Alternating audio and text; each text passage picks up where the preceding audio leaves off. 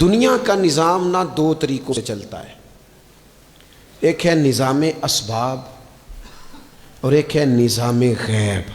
ایک نظام اسباب سے چلتا ہے کہ آگ جلاتی ہے، پانی ٹھنڈا کرتا ہے، انسان ماں باپ کے ملاپ سے پیدا ہوتا ہے۔ دنیا نظام اسباب سے چلتی ہے اور اسی ترتیب سے نظام آگے چل رہا ہے۔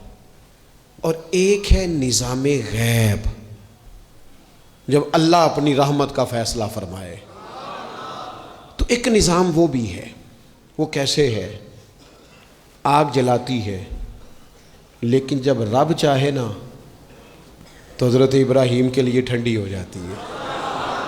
یہ کیا ہے؟ یہ نظام غیب ہے۔ نظام اسباب یہ ہے کہ ماں باپ کے ملاپ سے اولاد پیدا ہوتی ہے، اور اگر رب چاہے نا تو حضرت عیسیٰ علیہ السلام کو بغیر باپ کے بھی پیدا فرما دیتا ہے۔ ہم جو مسلمان ہیں نا، ہماری ساری کی ساری توجہ نظام اسباب پہ ہو گئی ہے۔ اسباب پورے جمع کرو، لیکن اپنے رب کی بارگاہ کی طرف رجوع بھی کرو۔ کئی دفعہ نا اسباب سارے بندے کے ہاتھ سے چھوٹ جاتے ہیں، پھر اسے ضرورت ہوتی ہے دست غیب کی، اللہ اس کی مدد کرے۔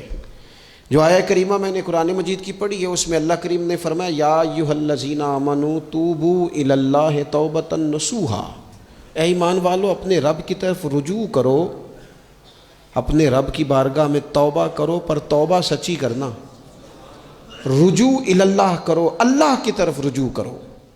بعض اوقات سارے نظام ختم ہو جاتے ہیں، نظام اسباب، اس وقت ضرورت ہوتی ہے رجوع الی اللہ کی، کہ نظام غیب آئے۔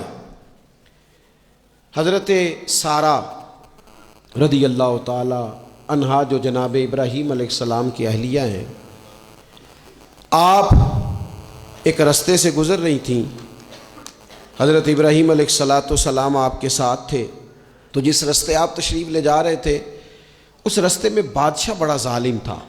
وہ معاذ اللہ تعالیٰ ثم معاذ اللہ عورتوں کو گرفتار کر لیتا اور اپنی بدباطنی کا ثبوت دیتا۔ وہاں سے جناب سارہ گزری، مسند امام احمد بن حنبل سے یہ حوالہ عرض کر رہا ہوں۔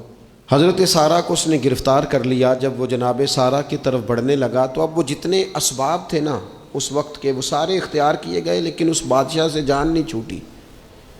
جب وہ بڑھنے لگا تو جناب سارہ نے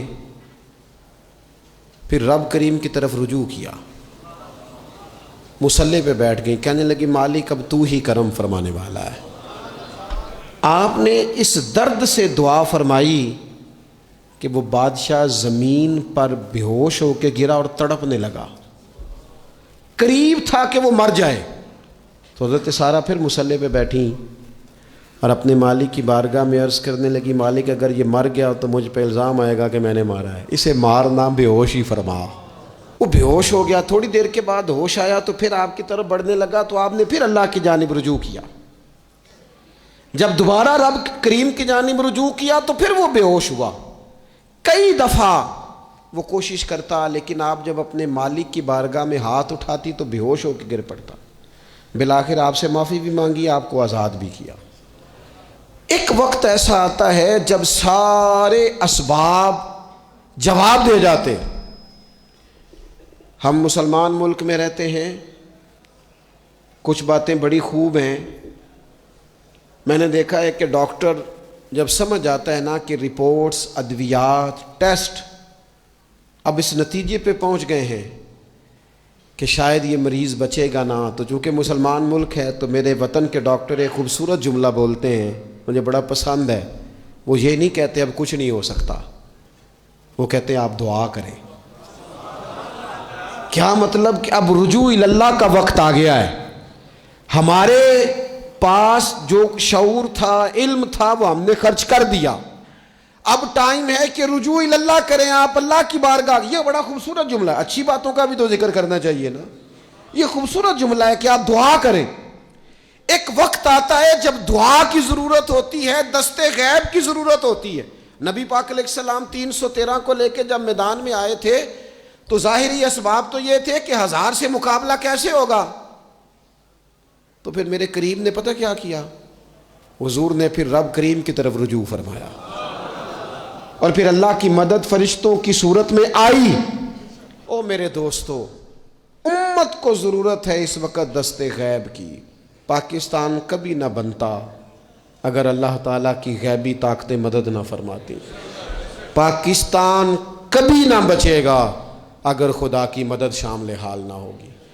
ہمیں اجتماعی طور پر رجوع اللہ کرنا ہے۔ ہمارے جتنی انفرادی مشکلات ہیں، ہم کسی تکلیف میں دکھ میں مبتلا ہیں، اللہ کی طرف رجوع کریں، اپنے رب کی بارگاہ کی طرف رجوع کریں، اور جو ہمارے اجتماعی مسائل ہیں ان میں بھی اللہ کی بارگاہ کی طرف رجوع کریں۔